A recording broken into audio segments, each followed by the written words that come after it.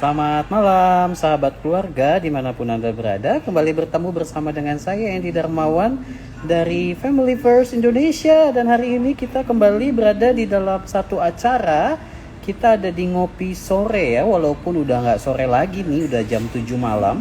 Tapi senang banget hari ini ada sebuah kesempatan untuk kita bisa ngobrol. Dan hari ini kita bakal ngobrol satu topik yang menarik soal stop berhenti menyalahkan pasangan. Dan hari ini kita bakal ngobrol bersama dengan Ibu Krisna Dewi Maharti yang akan join bersama dengan kita di dalam beberapa waktu ke depan.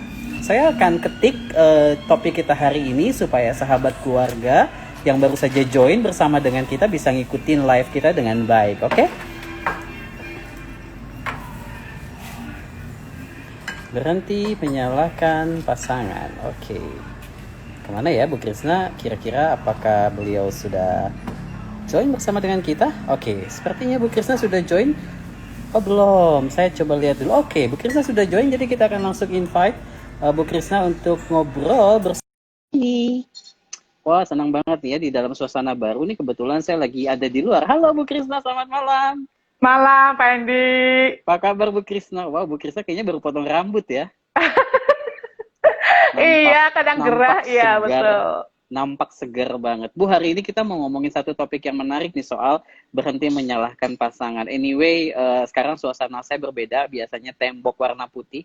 Ini lagi di luar nih Bu, ceritanya lagi menikmati malam juga. Sambil nyobain live, ternyata bagus juga ya kalau live dengan suasana yang kayak begini nih. Bu Kris, kita mau ngomongin soal konflik yang terjadi di tengah-tengah keluarga, khususnya di antara pasangan ya. Nah, kalau bagi Bu Krisna sendiri apa sih maksudnya berhenti menyalahkan pasangan? Apakah selama ini memang banyak sekali pasangan yang lagi ribut dan acap kali ketika ribut justru menyalahkan pasangannya? Gimana menurut Bu Krisna? Ya, betul. Antara lain seperti itu ya yang kita pahami, tapi kita juga harus memahami secara komprehensif, secara menyeluruh. Bahwa setiap kita pasti ketika menikah, itu kan rindu pernikahan kita bahagia, harmonis gitu ya. Tetapi kecenderungannya ketika kita diperhadapkan dengan perbedaan atau konflik, itu kita kemudian cepat reaktif gitu ya. Cepat reaktif untuk kemudian meresponi secara negatif yang sesuai dengan tema kita malam ini, menyalahkan pasangan kita.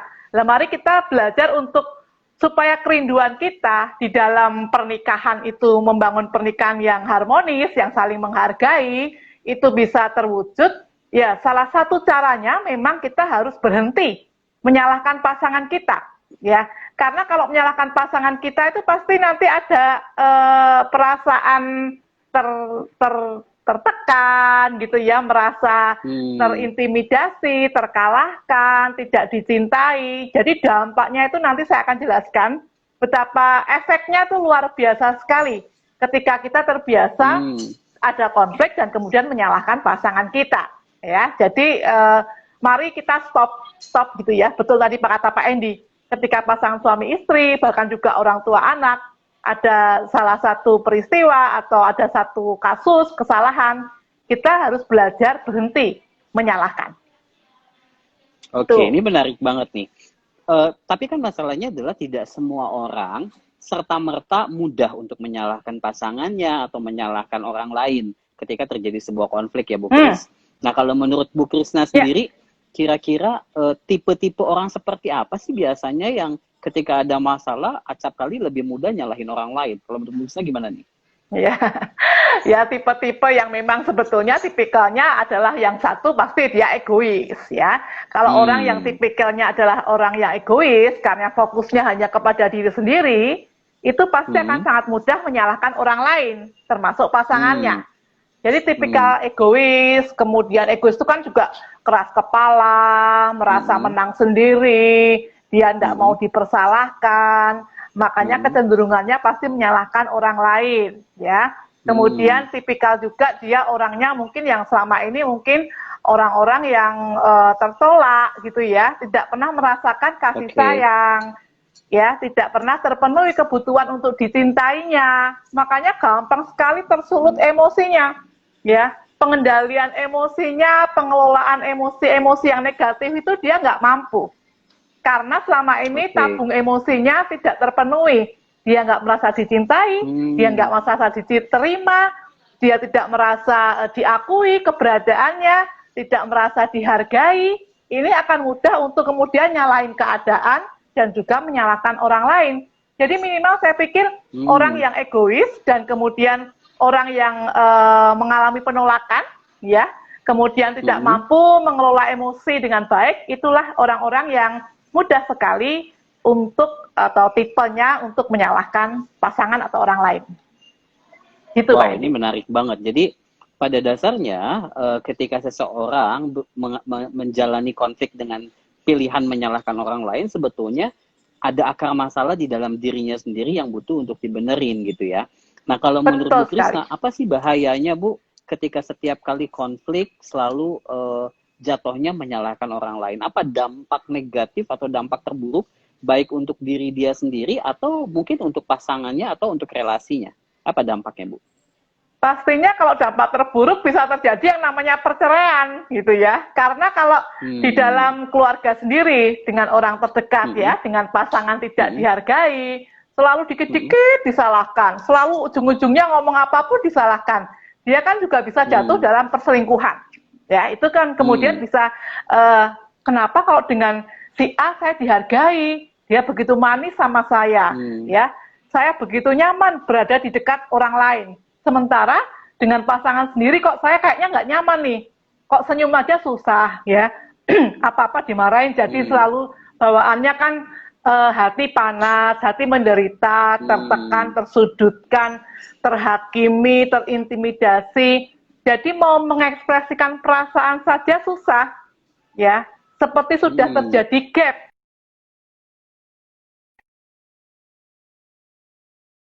Lain disalahkan oleh kita sendiri. Itu, gitu Pak Endi. Jadi pasti dampak terburuknya bisa terjadi kehancuran dalam pernikahan mereka. Wah, ini berarti sesuatu hal yang sangat mengerikan dan perlu diperhatikan dan dianggap sebagai sesuatu hal yang penting, karena mungkin ada beberapa orang memilih untuk mengabaikan ya, Bu ya. Misalnya gini, ada tipe-tipe orang tertentu kan kayak ketika dia disalahin dia pikir ya udahlah mengalah aja lah. Dulu saya misalnya dinasehatin sama papa saya selalu bilang begini, nanti kalau kamu ribut salah seorang tuh harus mengalah. Salah seorang tuh harus mengalah supaya nggak ribut. Satu sisi benar sih ya, tapi ketika misalnya bertemu dengan pasangan yang setiap kali terjadi konflik dia menyalahkan kita, ini perlu berhati-hati karena bisa berdampak bukan cuma terhadap relasi, tetapi juga untuk mental dari pasangan itu sendiri, dan sisi yang lain si orang itu sendiri juga perlu ditolong kalau tadi Bu Krisna bilang, karena ada akar masalah yang terjadi. Bu, kalau dari sepanjang pengalaman Bu Krisna counseling ya, misalnya ada pasangan yang counseling, bentuknya tuh seperti apa sih Bu biasanya, Bu? Bentuk-bentuk menyalahkan pasangan tuh seperti apa sih? Contohnya? Ya, yang pasti biasanya verbal ya. Verbal itu berarti melalui kata-kata. Ya, melalui kata-kata yang menyudutkan, ini gara-gara kamu nih, gitu ya. Dibilangin kayak gara-gara kamu. Jadi seringkali kita selalu menyalahkan dia melalui kata-kata verbal.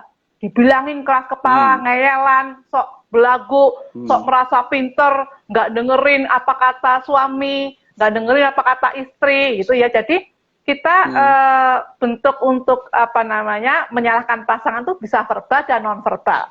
Ya, kalau verbal itu melalui kata-kata, kalau non verbal ya pasti kita juga melalui sikap. Mungkin kita bisa sikapnya buang muka, kemudian sinis, kemudian bahkan sampai kepada kekerasan, ya, tindakan-tindakan kekerasan, kemudian mengejek-ngejek, itu dengan verbal juga bisa. Mengejek-ngejek, dasar kamu misalnya bodoh gitu ya. Ya, sok pintar. Nah, itu biasanya sih kalau menyalahkan pasangan pasti terlontar dari kata-kata dulu, baru wujudnya melalui sikap. Sikap bisa kita mungkin tadi saya bilang banting pintu dengan keras, buang muka, atau bahkan mungkin gebrak meja, mecahin piring, itu yang sampai ekstrimnya seperti itu. Kalau selalu menyalahkan pasangan, sampai kepada arah KDRT, kalau memang tadi yang Pak Endi katakan atau saya katakan di awal, ada hal-hal yang belum diselesaikan, ada problem penolakan, ada problem ketika kecil pola asuh kurang dicintai, ya, kurang diterima, kurang diakui, kasih sayangnya tidak terpenuhi. Itu kan problem yang masa lalu dibawa sampai sekarang ke pernikahan. Itu bisa juga terwujud dalam bentuk-bentuk yang kasar dalam penolakan atau dalam menyalahkan pasangan. Wow, menarik sekali ya. Jadi sahabat keluarga yang saat ini sedang bergabung, jika Anda punya pertanyaan atau mungkin ada hal-hal yang Anda mau sharingkan terkait dengan topik kita hari ini nih, soal berhenti menyalahkan pasangan, jangan sungkan-sungkan tulis komen ya. Ini mumpung ada konselor keluarga, mumpung ada Bu Krisna yang bakal kasih paling tidak advice, masukan-masukan buat setiap kita untuk kita boleh belajar menghadapi situasi yang seperti itu, kira-kira akan seperti apa. Bu Krisna, sampai titik mana kita perlu mengantisipasi nih Bu Kris? Misalnya gini, kan biasanya dengan pasangan kita akan belajar untuk melihat pola ya. Apakah itu pola atau bukan misalnya? Atau misalnya hanya saat-saat tertentu saja dia menyalahkan pasangan. Karena kita tahu istilah defense mechanism. Ada cara tertentu yang dipakai oleh orang ketika diperhadapkan dengan masalah gitu ya. Nah pertanyaannya adalah bagaimana caranya mengantisipasi atau sampai titik mana kita perlu waspada nih bahwa itu sesuatu hal yang berbahaya untuk relasi kita soal menyalahkan pasangan. Gimana menurut Bu Krisna? Ya, kita sebetulnya kalau kita sebagai orang yang sehat secara emosi, kan bisa merasakan ya, pasangan kita itu emosinya sehat atau tidak. Hal-hal seperti ini, kasar atau menyalahkan itu sudah menjadi pola tadi, habit yang mengkarakter dari tahun ke tahun, diulang-ulang terus seperti itu, dia minta maaf, ulang lagi. Nangis-nangis minta maaf, diulang lagi. Ya. Kemudian dengan sikap-sikap yang arogansinya misalnya gitu ya, atau dia mau membentengi dirinya sendiri, menutupi kekurangannya dengan menyalahkan duluan, itu kan juga model-model seperti itu ada. Nah, sejauh itu memang kita masih bisa coba untuk apa ya, istilahnya tidak membahayakan lah nyawa kita gitu ya, masih bisa kadang-kala kita, sudahlah saya tak merem saja, saya tak tutup telinga saja misalnya, ya itu kan artinya cuma omelan. Itu ya tentu kita harus bertahan dalam pernikahan. Tentu kita harus lebih sabar, ya. Tentu kita harus tetap berpikir positif bahwa ini bukan hanya kesalahan dia. Setiap orang ada kecenderungan menyalahkan orang lain. Dia butuh perhatian saya lebih. Mungkin saya yang harus lebih sabar, banyak mendengarkan. Saya tahu kalau misalnya dia perutnya lapar pasti cepat marah. Berarti saya coba untuk selalu ada hidangan di rumah, misalnya kan. Itu kan kita saya harus... tuh Bu, kalau perut lapar saya cepat marah Bu ya. Semua banyak temennya Pak, ya banyak temennya. Ya? Oke. Apalagi laki-laki kan gitu. Kalau ya, saya sangat marah masih oke ya Bu ya. Oke. Lalu apa lagi Bu Kris? Ya kalau Pak Endi seperti itu kan istri harus bijak bahwa oh nanti suamiku pulang ini harus tak tawari makanan ini dulu, harus diganjal ini dulu. Itu yang kita harus pakai pribadi pasangan kita itu yang kadang-kala juga membuat kita belajar dewasa toh untuk semakin memahami dia gitu ya. Jadi ketika itu tidak membahayakan nyawa kita gitu ya, itu kita masih harus bertahan ya, bertahan. Kalaupun membahayakan pun kita harus bertahan. Tetapi kan kita bisa juga dibantu juga dengan apa namanya, kadang-kala kita perlu berbicara kepada orang yang dianggap berwibawa. Ya, entah itu orang tuanya atau sahabatnya siapa, supaya membantu mengurangi tindak kekerasan yang ada misalnya. Tentu ini nanti topik yang lainnya. Tapi minimal ketika kita menghadapi pasangan kita, selagi itu masih kita anggap bahwa kita itu juga bagian dari harus belajar juga tidak mudah menyalahkan, tapi harus menerima dengan ketulusan. Kita harus belajar diam dulu. Ya diam dulu, walaupun memang pasangan kita tuh salah gitu ya, tapi kita diam dulu sambil kemudian cari waktulah untuk kita bicara dari hati ke hati untuk kebaikan bersama. Itu penting sekali diperhatikan Pak Endi.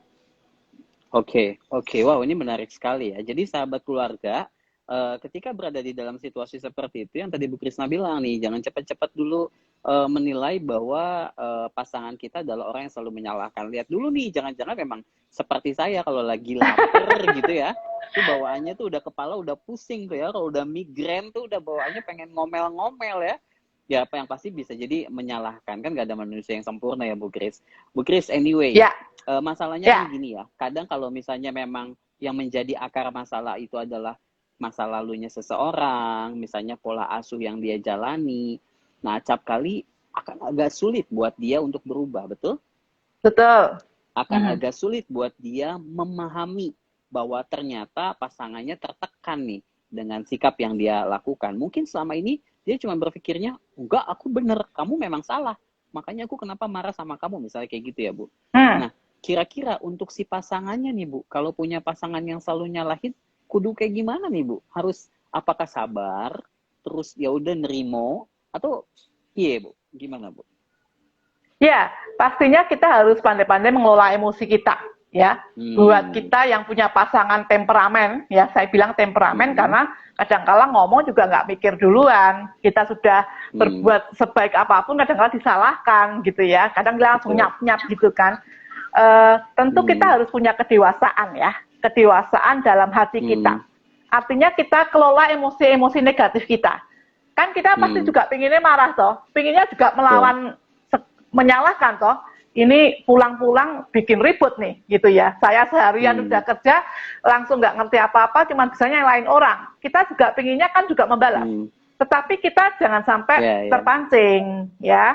Pasti kalau kita rindu keluarga kita harmonis, bahagia, kita harus memiliki self control, pengendalian emosi, ya, dengan sabar, dengan penuh kasih, lemah lembut, tidak mudah terpancing emosi, dengan tidak mudah menyalahkan pasangan kita, karena kita sadar setiap manusia itu ada kecenderungan untuk salah. Apalagi dengan ngomong. Ngomong itu sudah terlontar, sulit sekali untuk ditarik kembali. Makanya pengendalian emosi dengan pengendalian kata-kata, dengan sikap kita, tarik napas dulu lah gitu ya, dengerin dulu gitu ya. Itu penting sekali. Kita mencoba untuk selalu belajar berpikir positif. Ya, berpikir positif dengan pasangan kita. Walaupun itu nggak mudah, tapi ya kita dibalik temperamen yang suka nyalahin, keras kepala, dia sayang sama anak-anak, dia selalu memelihara kehidupan keluarga dengan maksimal dalam hal ekonomi, dia tanggung jawab dalam bekerja, dia orangnya disiplin, dia nggak pernah tidak memenuhi kebutuhan misalnya. Itu kan kita belajar berpikir positif.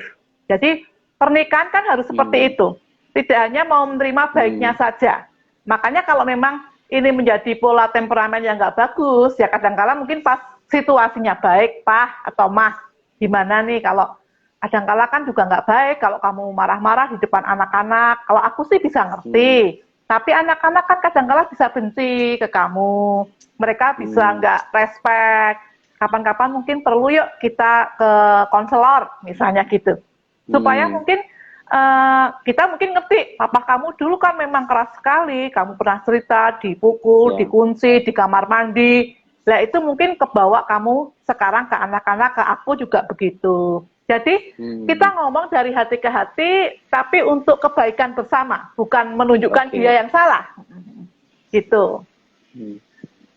Oke, ya, ini menarik sekali. Jadi dengan kata komunikasi. Lain, kalau betul. Komunikasi itu penting, kemudian tadi Bu Krisna mencatat beberapa hal soal regulasi emosi itu penting, mengendalikan emosi itu penting, kemudian in case kita butuh bantuan, konselor, jangan sungkan-sungkan mengkomunikasikan itu dengan pasangan. Yang tidak boleh kalah pentingnya adalah kita belajar empati. Ya, apalagi kalau misalnya kita sudah mengenal pasangan kita, karena memang dia punya masa lalu yang tidak mudah, dia dibesarkan dengan pola asuh yang tidak mudah, disitulah sebagai pasangan kita belajar untuk mensupport dia, memahami apa yang sedang dia alami. Nah, kalau buat si orangnya sendiri nih Bu, yang suka menyalahkan pasangan Bu, tiba-tiba dia aware misalnya, bahwa dia seringkali menyalahkan pasangan, apa harus dilakukan Bu Krisna? Ya, kalau dia sendiri kemudian tiba-tiba sadar gitu ya, kemudian pastinya kan dia harus minta maaf gitu ya, aduh bener-bener deh, tadi aku kelepasan, aku pasti nyinggung perasaan kamu ya, jadi kamunya sekarang mungkin takut ngomong sama saya, kamu kemudian cuma di kamar, kamu sedih, mesti aku melukai dengan kata-kataku. Jadi kalau memang kemudian orang itu sadar gitu ya, karena sikap-sikapnya itu, ya memang kita minta maaf. Kemudian pastikan mau memaafkan enggak. Ya, kemudian kita juga bisa tanya, tolong kalau nanti aku marah-marah lagi, suka nyalain, ya kamu jangan meresponi dulu, tetapi kamu mungkin bisa mendoakan, kamu bisa coba untuk lebih tenang, karena aku orangnya seperti ini. Tapi harus ada keinginan untuk berbaik hati, jangan kemudian minta maaf terus tapi nggak mau berubah. Itu. Oke, wow, menarik sekali. Walaupun mungkin ini sesuatu hal yang belum tentu mudah ya, tapi kita percayalah. Ketika ada momennya, kita nggak pernah tahu bahwa Tuhan bisa mengubah hati setiap orang, betul? Dan ketika itu terjadi, sebagai pasangan kita bisa support dia. Bu Kris, ini ada yang mau tanya nih dari viewers kita ya, dari Manurukato. Pertanyaannya begini, kalau pasangan tidak siap atau tidak mau dibahas dengan konselor, gimana nih Bu? Padahal kesabaran udah di ujung tanduk. Mungkin udah acap kali sering dimarahi dan dia sudah mencoba untuk ngajak pasangan ke konselor, tapi nggak mau. Bu Krisna mungkin bisa kasih tips-tips nih gimana caranya ngajak pasangan untuk pergi ke konselor. Apalagi cowok ya, kadang cowok kan pride-nya cukup tinggi ya, nggak diajak ke konselor merasa bahwa aduh ngapain kamu ngajak aku ke konselor. Nggak mau. Gimana Bu Kris?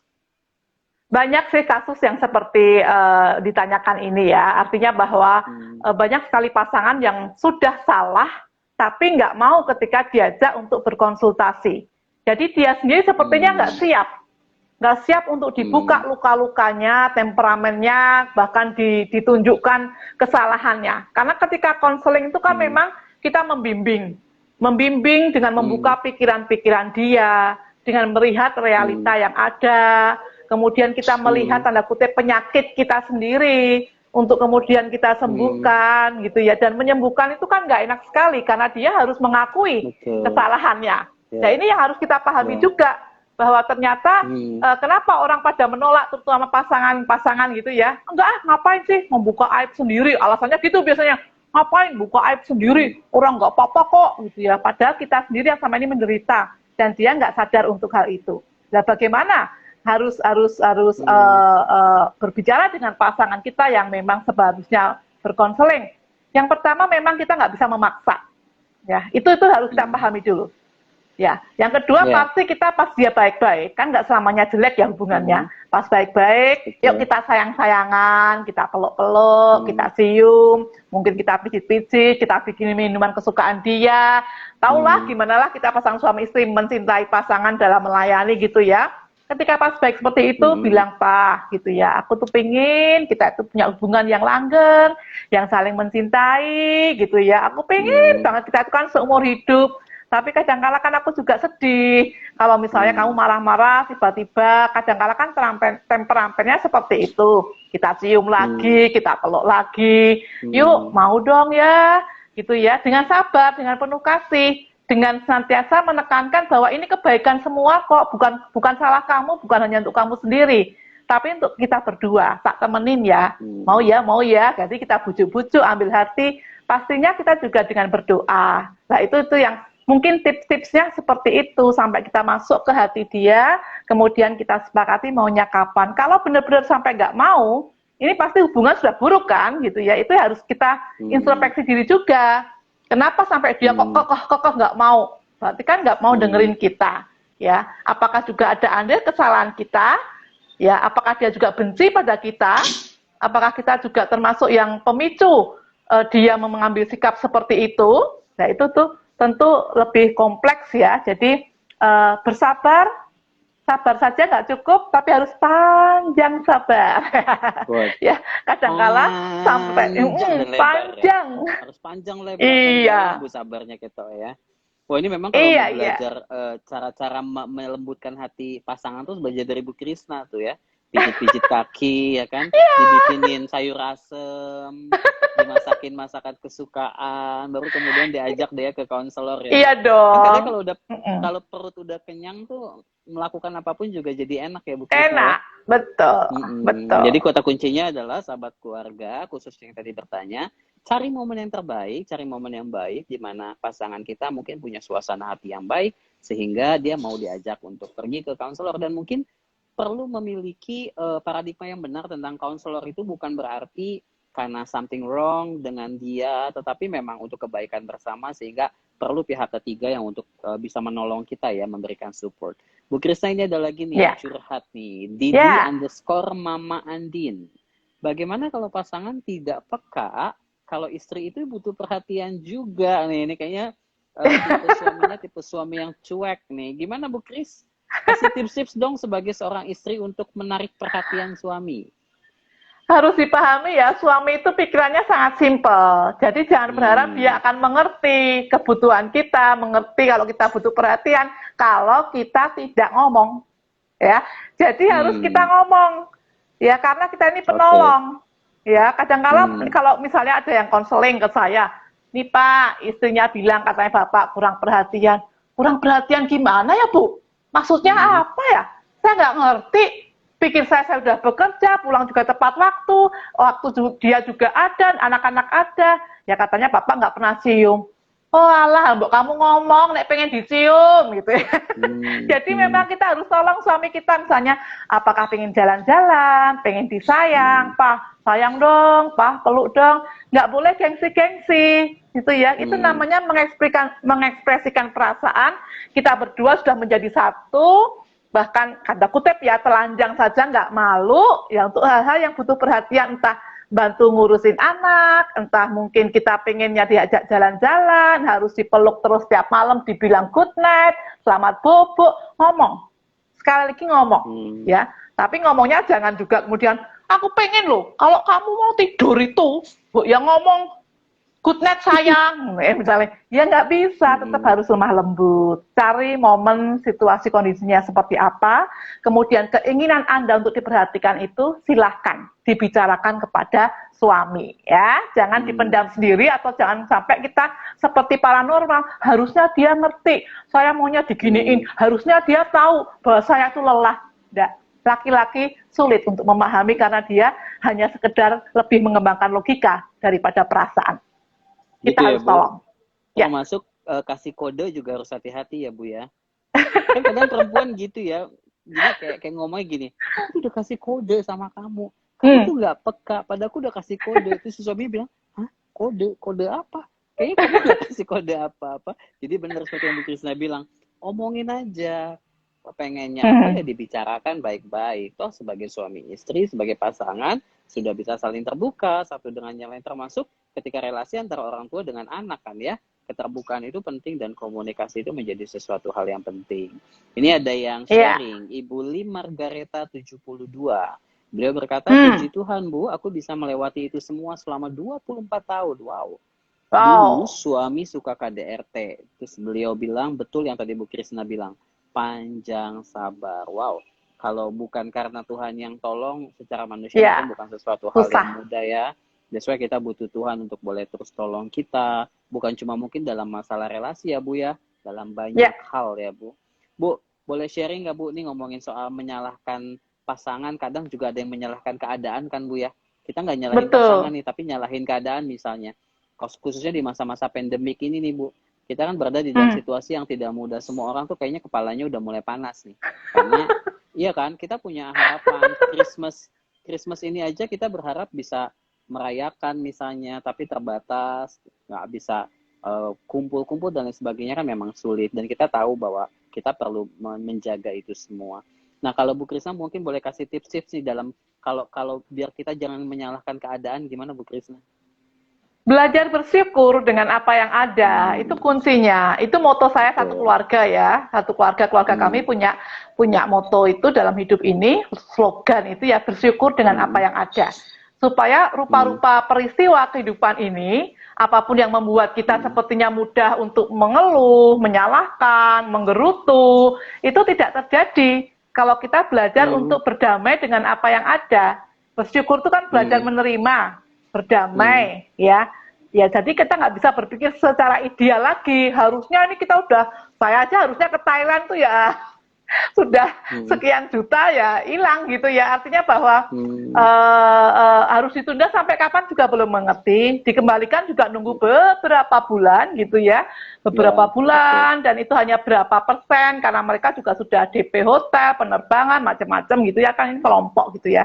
Jadi ya sudah masih bisa bernapas dengan enak, dengan segar, dengan dikelilingi orang-orang yang kita cintai, kita masih sehat, nggak usah muluk-muluk kita untuk memikirkan hal-hal yang idealnya untuk saat ini, ya. Jangan berpikir bahwa oh ini mau Natalan, oh libur Lebaran kan digabung nih sampai akhir tahun, ya 11 hari nih. Kemarin kan pandemi nggak bisa Lebaran gitu ya, nggak bisa liburan panjang. Sekarang dikasih nih oleh pemerintah kita. Tapi ya kondisinya seperti ini. Mau cari sukacita, selamat semuanya, atau cari penyakit, itu kan juga perlu dijelaskan kepada orang-orang terdekat kita. Mungkin juga banyak yang tidak bisa menerima berkat atau rezeki seperti di masa-masa yang normalnya dulu, ya selagi kita sebetulnya bisa mensyukuri apa yang ada termasuk keluarga kita, tubuh kita ini gitu ya. Yang tadi Pak Edni katakan kepala ini sudah pusing panas, saya mah dingin-dingin aja tuh. Ya karena kita punya momen atau slogan yang iya, kok pusing amat. Kalau kita menyalahkan keadaan, sebetulnya kita tipikal orang yang kurang dewasa. Ya, mudah sekali menyalahkan keadaan, mudah menyalahkan orang lain, termasuk pasangan kita, orang-orang terdekat kita, orang di kantor, orang tetangga kita, itu akan cenderung kita menyalahkan terus. Karena pikiran sudah negatif terus, emosinya sudah, waduh, egosentris saja. Tetapi kalau kita mau belajar bahwa hidup ini apapun bisa terjadi, tetapi saya tidak mau dikendalikan oleh keadaan. Saya tidak akan mudah menyalahkan orang lain, karena seburuk-buruk orang lain termasuk pasangan, selalu ada hal-hal yang jauh baik dan lebih baik untuk saya syukuri. Nah ini komitmen seperti ini harus dimiliki. Wow. Pemikiran Ini, seperti itu ya. Hal yang seolah-olah begitu simpel ya, bersyukur, mengingat kebaikan, tapi belum tentu memang cukup mudah untuk dijalani. Tetapi itu pilihan kita supaya kita tetap bisa menjalani kehidupan yang sehat, kehidupan yang baik, dan keberadaan kita tetap bisa menjadi berkat buat orang lain. Wow, setuju Bu katanya, kata Ibu Ansaropu. Bu Kris, waktu itu udah habis, jadi Bu Krisnya harus gitu ya, aduh cepat sekali. Ini nih kalimat penutup yang makjub begitu ya. Gimana caranya supaya stop berhenti menyalahkan pasangan? Boleh Bu Krisna? Ya, stop menyalahkan pasangan gitu. Yang pertama kita harus kelola emosi kita. Ya, emosi kita pastikan senantiasa dalam kondisi yang terkontrol. Makanya penting sekali kita pengendalian emosi. Yang kedua, belajarlah senantiasa berpikir positif. Karena ketika kita berpikir positif, pastinya kita tidak akan mudah menyalahkan pasangan kita. Ya, kemudian kita penuhi hati ini dengan ucapan syukur. Ya, kalau kita bersyukur, tentu hati akan gembira, dan kalau gembira, sepertinya mau bersungut-sungut, marah, menyalahkan pasangan itu akan sulit, gitu ya. Kalaupun toh ada peristiwa, cobalah berhenti dulu, diam dulu. Ketika pasangan berbuat salah nih, kita coba ambil waktu untuk diam dulu, jangan reaktif, jangan langsung kemudian merespon dengan kata-kata yang negatif, pikirkan akibatnya. Daripada Anda ngomong nanti justru semakin merusak, Anda diam dulu. Tetapi ketika waktu sudah baik, ketika sudah ada suasana yang hangat kembali, mari kita bicara bahwa sikap-sikap kemarin nggak bagus, ya sebaiknya seperti ini. Aku yakin kamu bisa untuk kebaikan kita berdua, untuk keharmonisan pernikahan kita. Saya yakin kamu bisa berubah kok, nanti saya bantu. Jadi itu kerjasama dengan pasangan suami istri penting sekali. Gitu Pak Endi. Oke. Wow, keren banget Bu Krisna. Ini ada satu pertanyaan, tapi menurut saya sudah dijawab sama Bu Krisna tadi tuh. Caranya berpikir positif dalam keadaan emosi, cooling down dulu, dan tetap melihat hal yang baik dan belajar bersyukur. Anyway, thank you Bu Krisna buat malam hari ini. Sama-sama. Terima kasih juga buat sahabat keluarga yang sudah join. Seru banget ngobrol kita malam hari ini. Dan jangan sampai lupa, kita ketemu lagi nanti hari Kamis ya. Kita ketemu lagi di podcast Pojok Cerita Seputar Cinta bersama dengan Familyverse Indonesia, dan kita bakal ngobrolin satu topik yang menarik sekali soal toxic relationship. Hati-hati sama toxic relationship. Nanti akan ketemu sama saya, ketemu juga sama Alen ya. Oke, Bu Krisna, terima kasih Bye banyak. Selamat bye. malam. Ya, Selamat menikmati waktu bersama malam. dengan keluarga, juga sahabat Terima keluarga semua. kasih. Selamat malam semuanya.